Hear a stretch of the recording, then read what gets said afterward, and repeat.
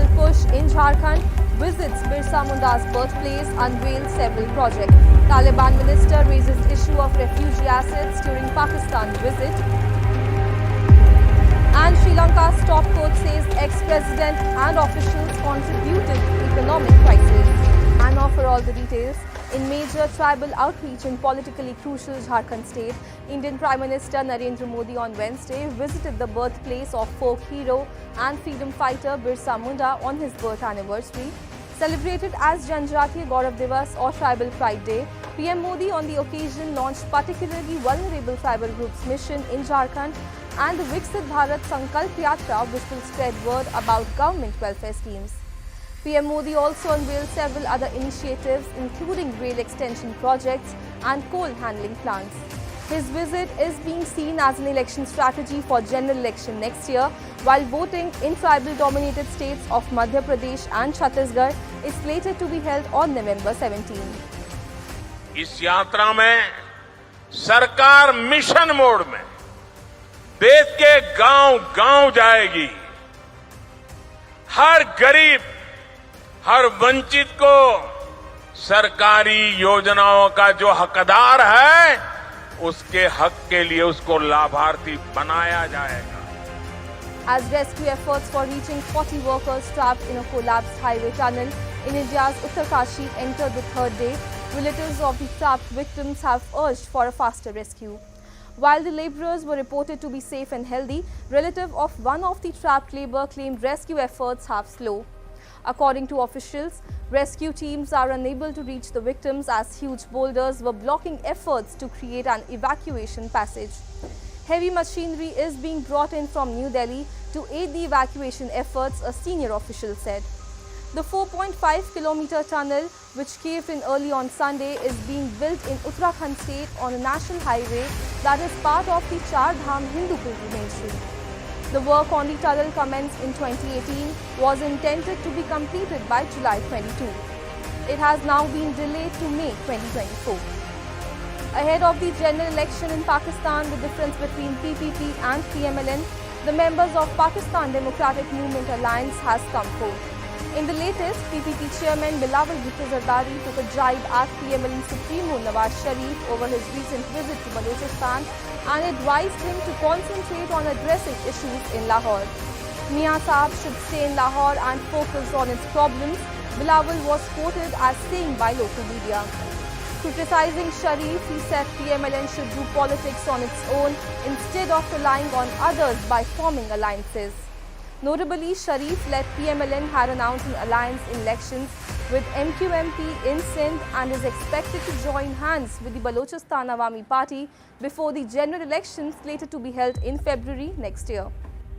The Taliban's acting commerce minister met Pakistan's foreign minister in Islamabad, discussing trade and how the thousands of Afghan citizens Pakistan is expelling could take cash and other assets back to their homeland, a statement by Afghanistan embassy said on Tuesday. The visit comes less than a week after expulsion of hundreds of thousands of undocumented Afghans in Pakistan began. Those who have been forcefully deported by Islamabad have alleged that there are restrictions on the transfer of cash and property to Afghanistan from Pakistan, where many had built businesses and homes for decades. Taliban, the de facto rulers of Afghanistan, along with the UN and Western embassies, has called on Islamabad to halt the deportation. However, Pakistan has brushed off the calls to reconsider the decision, citing security reasons. Sri Lanka's top court ruled on Tuesday that former President Gotabaya Rajapaksa and his brother, former PM Mahinda Rajapaksa, were among several government officials whose conduct contributed to the country's worst economic crisis in decades. The court ruling came over a petition filed against 13 former officials by rights group Transparency International Sri Lanka. The two Rajapaksa brothers, two former central bank governors and incumbent President Ranil Wickremesinghe were among those named in the landmark petition. Wickremesinghe was Prime Minister at the time of the crisis. තීන්දුවක් ලබා දුන්නා මේ ආර්ථිකය විනාශ කරපු පුද්ගලයන් කවුද කියන එක සම්බන්ධව ඒ සම්බන්ධව ඒ නඩුව පවරලා තිබ්බ වගඋත්තරකරුවන්ගෙන් දෙක ඒ තුන 10 සහ තවත් වගඋත්තරකරුවන් සංඛ්‍යාවක් විසින් මේ ආර්ථිකයේ විනාශයට වගකිය යුතු බවට ගරු අධිකරණය විසින් තීන්දුව කරා. ඒ අනුව අධිකරණය විසින් රුපියල් 1,50,000ක් බැගින් වූ මුදලක් පෙත්සම්කරුවන්ට ගෙවන ලෙස වැඩිදුරටත් තීන්දුව කරලා තියෙනවා. Sri Lanka's economy collapsed as it shrank 7.8% last year, pummeled by long power cuts, soaring inflation, a plunging rupee and record high interest rates. The economy is gradually recovering, officials say, since the island nation secured a $2.9 billion IMF bailout in March and has taken reforms to generate revenue. ජනතාව සියලු දෙනාම සතුටු වෙයි ඒ ගැන. මොකද ආර්ථිකය සම්පූර්ණ කඩාවැටලා තියෙන්නේ මේගොල්ලෝගේ මේ කමැදිල්ල නිසා. මේගොල්ලෝගේ සාකු පුරව ගන්න හදන මිසක් මහ ජනතාව ගැන හිතන්නේ නැහනේ. හරි පව් මේක. මෙහෙම වෙන්න ඕනේ නැහැ. මේ තරම් මඩු මිල අහස උසට යන්න දෙයක් නෙමෙයි මේක ඇවිල්ලා. මේක හරි අපරාධයක්. Bangladesh is currently experiencing its most severe outbreak of dengue fever on record, with death toll nearing 1,500 mark and over 3 lakh people infected so far this year, overwhelming the healthcare system. Experts have pointed to climate change as a contributing factor. They say rising temperatures and an extended monsoon season are creating optimal conditions for the Aedes mosquitoes, the carrier of the viral disease. Without a specific vaccine or drug to treat dengue and hospitals facing shortages of essential supplies, health officials have pointed out vector surveillance. A close examination of how the disease is spreading is now needed year-round in Bangladesh. Scores of Hindus in India converged at the banks of sacred river Yamuna to take a holy dip and offer prayers to celebrate the sibling festival of Bhai Dooj. Take a look. Hundreds of Hindu devotees on Wednesday offered prayers and took a holy dip in the river Yamuna to mark the sibling festival of Bhai Dooj, which celebrates the brother-sister bond. On this occasion, sisters applied tilak of 1,000,000 mark on the forehead of their brothers.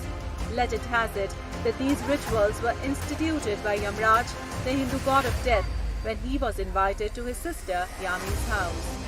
Yami, also known as Yamuna, offered prayers to Yamraj and in turn he gave her a gift. It is believed that if a woman takes bath in river Yamuna on this day, then Lord Yamraj blesses her brother with a long life. Meanwhile, a group of local women also applied teeth on forehead of army personnel in Poonch district of Jammu and Kashmir, praying for their well-being. Bhai Dooj also marks the end of celebrations of Hindu festival of lights, Diwali.